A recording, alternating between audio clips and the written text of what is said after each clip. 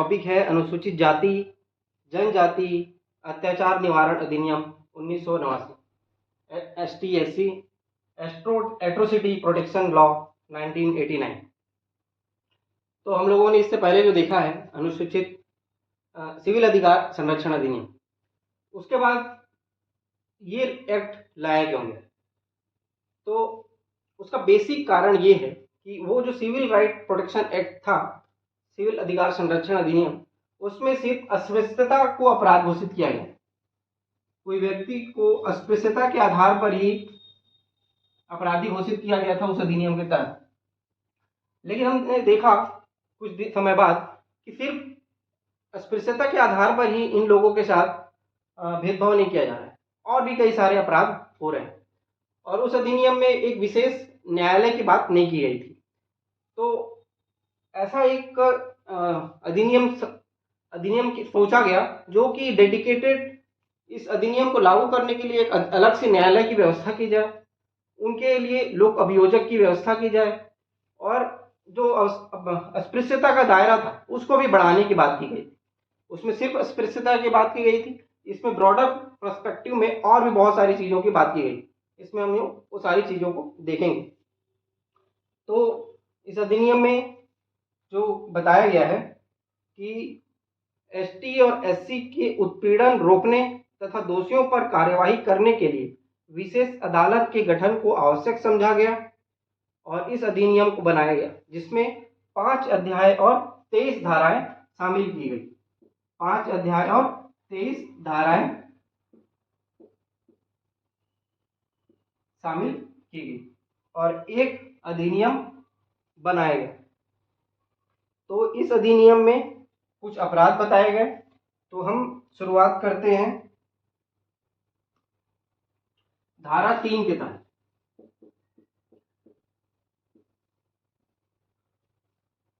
धारा 3 की बात करेंगे। धारा 3 अत्याचार के अपराध के लिए दंड की बात करता है। धारा 3 अत्याचार के अपराध के लिए दंड की बात करता है। तो अत्याचार किस प्रकार से हो, क्या है अत्याचार? तो इसमें 3.1 की बात की गई है और 3.2 की बात की गई। 3.1 में अत्याचार का जो सामान्य अपराध है उसकी बात की गई। तो इसमें 3.1 में अत्याचार के सामान्य अपराध की बात की गई है। उसी तरीके से 3.2 की बात की गई है, जिसमें गंभीर अपराध की बात की गई।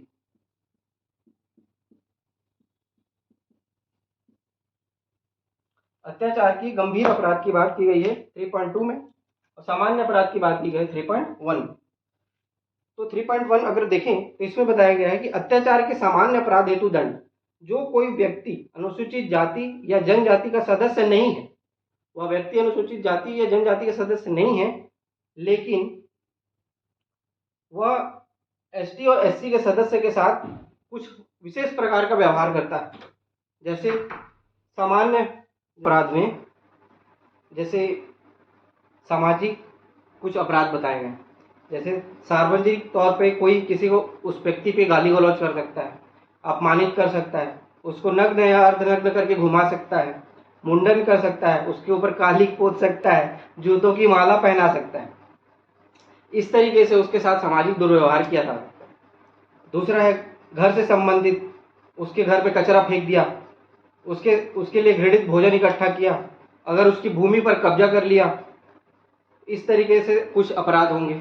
एक धार्मिक संबंधित कुछ अपराध है कि धार्मिक स्थलों पर पूजा पाठ करने से मना कर दिया, आप हमारे धार्मिक स्थल पे प्रवेश भी नहीं कर सकते।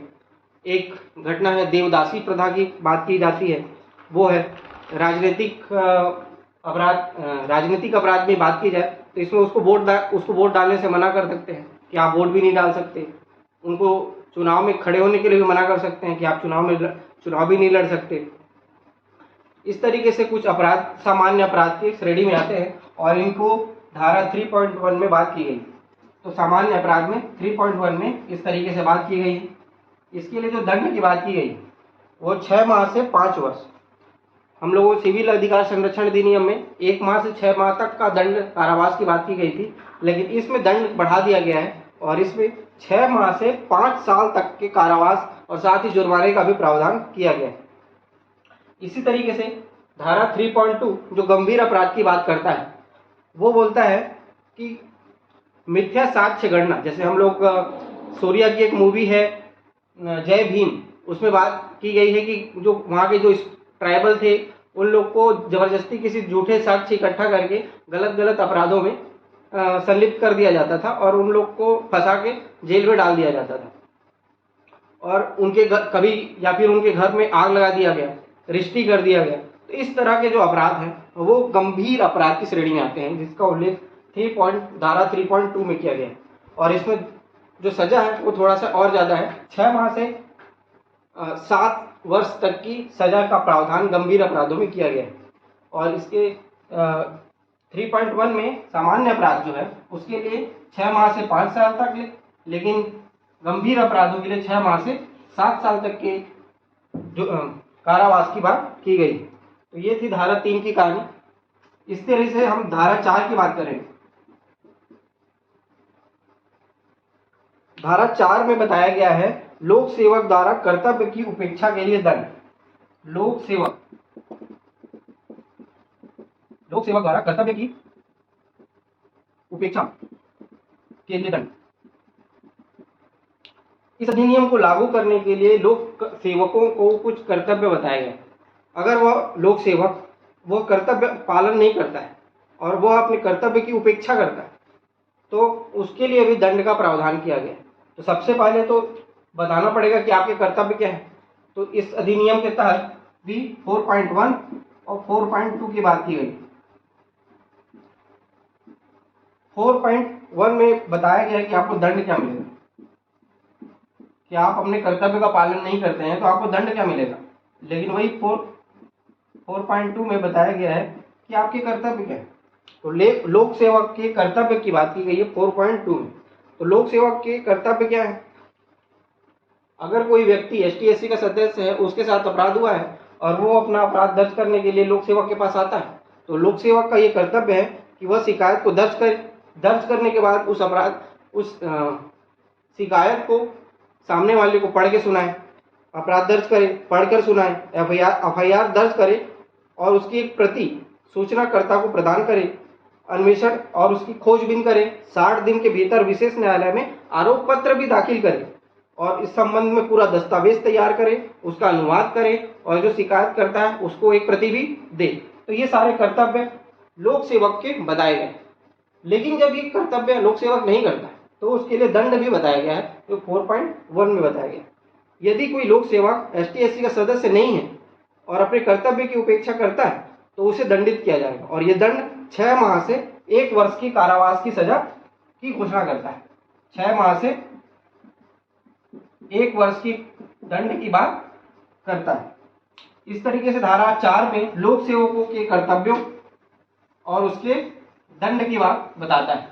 तो एक क्वेश्चन ये भी बन सकता है कि इस अधिनियम के तहत लोक सेवकों के क्या क्या कर्तव्य बताए गए हैं, लोक सेवकों के कर्तव्य न करने के बाद उस पर क्या दंड की घोषणा की गई है। इसी बात धारा 4 के खत्म होने के बाद धारा 5 में बात करें। धारा 5 जो है वो पश्चातवर्ती अपराध के लिए दंड की बात करता है। पश्चातवर्ती अपराध कुछ नहीं, रिपीटेटिव अपराध है। जब कोई व्यक्ति आदतन अपराधी हो जाता है, एक बार अपराध किया ठीक नहीं माना, दूसरा बार किया फिर भी नहीं माना, बार बार अपराध जो करता है उसको बोलते हैं पश्चातवर्ती अपराध। तो इसके लिए जो दंड प्रावधान होगा वो मैक्सिमम दंड जो होगा, इस अधिनियम के तहत जो मैक्सिमम दंड होगा वह इस व्यक्ति को दिया जाएगा अगर वो पश्चातवर्ती अपराध करता है। और ये बात की गई है धारा 5 में। इसके बाद जो सबसे महत्वपूर्ण इस अधिनियम में बात की गई है वह होता है निष्कासन आदेश।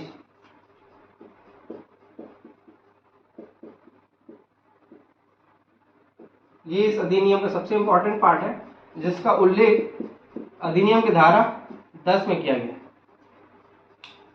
तो ये है क्या निष्कासन, जिसकी बात धारा 10 में की गई। यदि कोई एसटी और एससी का सदस्य यह आशंका जारी करता है कि इस व्यक्ति से मेरे को खतरा है, इस व्यक्ति के सदस्य मेरे ऊपर अत्याचार कर सकता है, बस ये आशंका जाहिर करता है, तो उस व्यक्ति को उस क्षेत्र से हटाने के लिए निष्कासन आदेश इस अधिनियम के तहत जारी किया जाता है। और यह मजिस्ट्रेट जारी करते हैं कि आप इस क्षेत्र में नहीं रह सकते, आप इस क्षेत्र से बाहर चले जाइए। जैसे हम लोग छत्तीसगढ़ के इतिहास में देखते हैं, ठाकुर प्यारेलाल सिंह को उनके क्षेत्र कार्य क्षेत्र राजनांदगांव से निष्कासित करके बाहर भेज दिया गया, तो वो फिर रायपुर में रहते थे, राजनांदगांव नहीं आ पाए। उसी तरीके से इस अधिनियम के तहत मजिस्ट्रेट बस इस आशंका के आधार पर किसी व्यक्ति को उस क्षेत्र से बाहर निष्कासित कर सकता है, और यह धारा 10 में बात कही गई है, और ये होता है निष्कासन। तो कब तक बात आती है, ये निष्कासन कब तक है, इसकी अवधि क्या होगी? तो इसकी अवधि मैक्सिमम 3 साल के लिए हो सकती है। एक बार निष्कासन आदेश जारी हुआ तो वो 3 वर्ष के लिए अधिकतम हो सकती है। अब जब निष्कासन आदेश आ गया तो वह संबंधित व्यक्ति अपील भी कर सकता है कि मेरे जो खिलाफ निष्कासन आदेश दिया गया है वो बिल्कुल ही गलत है, मैं इसका अपील करता हूं, और इस निष्कासन के विरुद्ध 30 दिन के भीतर वह इस निष्कासन आदेश के विरुद्ध अपील करता है। और यदि वह इस निष्कासन आदेश का अवहेलना करता है, यदि वह व्यक्ति इस निष्कासन आदेश की अवहेलना करता है तो उसे 1 साल तक का कारावास का सजा दिया जा सकता है। तो हम लोगों ने निष्कासन की परिभाषा देखा, उसकी मैक्सिमम अवधि 3 साल है। अगर वो अपील करता है निष्कासन के विरुद्ध 30 दिन के भीतर कर सकता है, और अगर वो निष्कासन की अवहेलना करता है तो वह 1 साल के लिए दंडित हो सकता है। ये बात कही गई है धारा 10। इसी से संबंधित एक धारा है, धारा 11।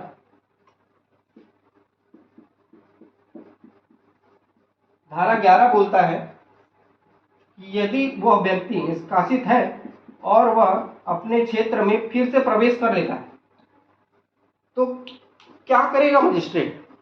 धारा 11 बोलता है यदि कोई व्यक्ति निष्कासित है और वह फिर से अपने क्षेत्र में प्रवेश कर जाता है तो उसके साथ क्या कार्यवाही की जाएगी? तो मजिस्ट्रेट के पास 3 ऑप्शन होते हैं। एक, या तो उसको गिरफ्तार कर ले कि आप भाई समय से पहले आ गए हो, तो ऐसे व्यक्ति को पुलिस अभिरक्षा के लिए गिरफ्तार कर सकती है। दूसरा होती है अनुज्ञा, मजिस्ट्रेट उस व्यक्ति को उस क्षेत्र में रहने का आदेश दे सकता है कि हाँ चलो ठीक है आप यहाँ पे रह लो। तीसरा ऑप्शन क्या है? वापस लिया जाना। जो निष्कासन आदेश मजिस्ट्रेट ने जारी किया था उसको वो वापस लेते हैं। मजिस्ट्रेट निष्कासन आदेश को वापस ले जाने या समाप्त करने का आदेश दे सकता है। तो ये सारी बातें धारा 11 में बताई गई हैं।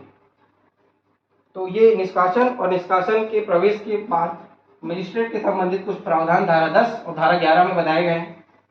बहुत ही महत्वपूर्ण धाराएं हैं।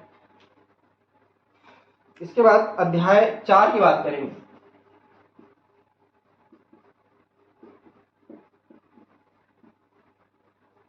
अध्याय 4 में धारा 14 और 14 क, धारा 14 और धारा 14 क ये एक ऐसे विशिष्ट प्रावधान हैं जो इस अधिनियम को दूसरे अधिनियम से अलग बनाते हैं। तो ये क्या है? तो धारा जो 14 है, धारा 14 जो है वह विशेष न्यायालय की बात करता है।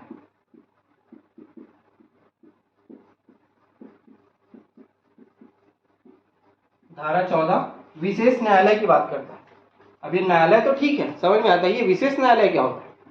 विशेष न्यायालय होता है इस किसी एक पर्टिकुलर अधिनियम के तहत उसको लागू करने के लिए बनाया गया एक न्यायालय विशेष न्यायालय कहलाता है, जो इसी अधिनियम को लागू करने का काम करेगा। इस अधिनियम इस न्यायालय में किसी अधिनियम विशेष के मामलों पर विचारण करने के लिए स्थापित न्यायालय विशेष न्यायालय होता है, जिसका गठन राज्य सरकार द्वारा उच्च न्यायालय की सलाह पर किया जाता है। अब विशेष न्यायालय तो बना दिया गया जो इस अधिनियम के तहत प्रावधानों को देखेगा। तो ये धारा 14 का क्या है? अब हम जानते हैं कि जहां न्यायालय वहां वकील। अब न्यायालय में जो केस दाखिल होगा उसके लिए एक सरकार वकील भी नियुक्त करता है। उसके लिए जो टर्म इस्तेमाल किया गया है विशेष लोक अभियोजक। विशेष लोक अभियोजक ये कुछ नहीं, वकील ही हैं, सरकारी वकील, जो इन मामलों पे संबंधित पक्षकार का पक्ष रखते हैं। इन्हीं न्यायालयों में सरकार की तरफ से सुनवाई के लिए विशेष लोक अभियोजन होगा और इस न्यायालय में जो फैसला होगा धारा 4 बताया गया, जिसमें धारा 14 अध्याय 4 जिसमें धारा 14 में विशेष न्यायालय स्पेशल जुडिशरी, 14 का में विशेष लोक अभियोजक की बात की गई है। अब इस न्यायालय द्वारा जो आदेश पारित किया जाएगा, इस आदेश के विरुद्ध जो अपील होगी वह सीधे होगी उच्च न्यायालय, हाई कोर्ट। इसकी अपील सीधे होगी हाई कोर्ट में और इसकी अवधि है 90 दिन के भीतर आपको अपील करना। इस तरीके से 14 और 14 का कंप्लीट होता है। इस अधिनियम में एक विशेष बात भी कही गई है जिसमें बताया गया है कि जो पीड़ित व्यक्ति है और साक्षी हैं उनके कुछ अधिकारों की बात की गई। पीड़ित और साक्षी के कुछ अधिकार बताए गए।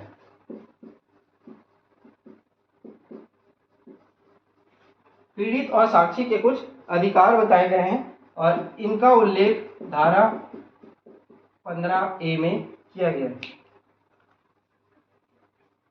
तो धारा 15A में पीड़ित और साक्षी के कुछ अधिकार बताए गए। क्या है अधिकार? वह व्यक्ति जो पीड़ित है अगर शिकायत करने जाता है या न्यायालय में जाता है तो उसको साथ अच्छा व्यवहार किया जाए या उचित व्यवहार का हक वो रखता है। शिकायत का अधिकार, वह व्यक्ति शिकायत दर्ज करने का अधिकार रखता है। तीसरा है संरक्षण। आवश्यकता पड़ने पर पुलिस पीड़ित एवं साक्षी को उचित संरक्षण भी प्रदान करेगा। चौथा है समन। पीड़ित एवं साक्षी को समन प्राप्त करने का अधिकार होगा। उपस्थित, उन्हें न्यायालयीन कार्यवाही के दौरान उपस्थित रहने का अधिकार होगा। यात्रा भत्ता, आने जाने के दौरान जो यात्रा में व्यय होगा वो भी दिया जाएगा। इस तरीके से उनके कुछ अधिकारों में उचित व्यवहार की बात की गई है। उनके शिकायत को दर्ज करने की बात की गई है। उनको अगर जरूरत पड़े तो संरक्षण की बात की गई है। समन जारी होता है तो उसको जानकारी, समन की प्रति उनको भी पता होनी चाहिए। न्यायालय में उपस्थित होने का भी अधिकार होता है। यात्रा भत्ता की बात की गई है। इस तरीके से इनके कुछ अधिकारों की बात 15A में की गई। ये होता है कंप्लीट इस अधिनियम का एक्सप्लेनेशन। इसमें हम देखे हैं कि लगभग 2019 के आसपास, अगर आप लोगों को पता हो तो देश भर में बहुत ही बड़ा व्यापक आंदोलन शुरू किया गया, जिसमें सुप्रीम कोर्ट ने इस अधिनियम में कुछ अमेंडमेंट कर दिया, ये देख के कि कुछ व्यक्ति जो ST SC के सदस्य हैं वह फर्जी आरोप लगाकर निर्दोष व्यक्ति को भी फंसा दे रहे हैं। और इस अधिनियम में मैंने बताया कि संज्ञेय अपराध है और गैर जमानती अपराध है। मतलब पुलिस को इस अपराध के तहत किसी को गिरफ्तार करना है तो वारंट की भी जरूरत नहीं है। इन सब चीज़ों पे एक केस चला, ट्रायल हुआ और सुप्रीम कोर्ट ने एक डिसीजन दिया कि किसी व्यक्ति को आपको गिरफ्तार करना है तो सबसे पहले कुछ प्रारंभिक जांच करो और अपने हायर अथॉरिटी से उसको गिरफ्तार करने का परमिशन, तब जाके आप किसी व्यक्ति को गिरफ्तार करो। इस आदेश के विरुद्ध पूरे देश में विरोध विद्रोह चला और केंद्र सरकार ने जन भावना को समझते हुए इसमें कुछ अमेंडमेंट कर दिया, जिससे कि सुप्रीम कोर्ट का जो डिसीजन था वो डाइल्यूट हो जाए। तो क्या किया इसमें कुछ अमेंडमेंट करके, तो 2018 में केंद्र सरकार ने इसमें कुछ संशोधन किया और धारा 18A को ऐड किया। ये बताता है, इसमें बताया गया इसके अंतर्गत एफआईआर दर्ज करने से पहले या किसी आरोपी को गिरफ्तार करने से पहले किसी भी अधिकारी की मंजूरी लेने व अधिनियम की धारा 18 के प्रावधानों को बहाल करने के लिए धारा 18A को शामिल किया गया, जिसमें कहा गया कि किसी भी व्यक्ति के खिलाफ एफआईआर पंजीकरण करने के लिए प्रारंभिक जांच की आवश्यकता नहीं है। अब प्रारंभिक जांच की आवश्यकता खत्म कर दी गई। किसी भी व्यक्ति को गिरफ्तार करना है तो सीधे गिरफ्तार कर लो, प्रारंभिक जांच करने की कोई आवश्यकता नहीं है। जांच अधिकारी को गिरफ्तारी के लिए अनुमोदन की भी आवश्यकता नहीं है कि वो किसी हायर ऑफिशियल से पूछे कि इसको गिरफ्तार करना है कि नहीं। वो सीधे जो उसके लिए उपयुक्त ऑफिसर होगा वो उसको सीधे गिरफ्तार कर सकता है। ये सारी प्रावधान को धारा 18A में 2018 में अमेंड करके जोड़ा गया और इस अधिनियम को और अधिक प्रभावी बनाया गया। तो ये था ये अधिनियम का पूरा एक्सप्लेनेशन। तो आज के लिए इतना ही है। नेक्स्ट हम लोग सूचना के अधिकार अधिनियम 2005 पे बात करेंगे। आज के लिए इतना ही। Thank you.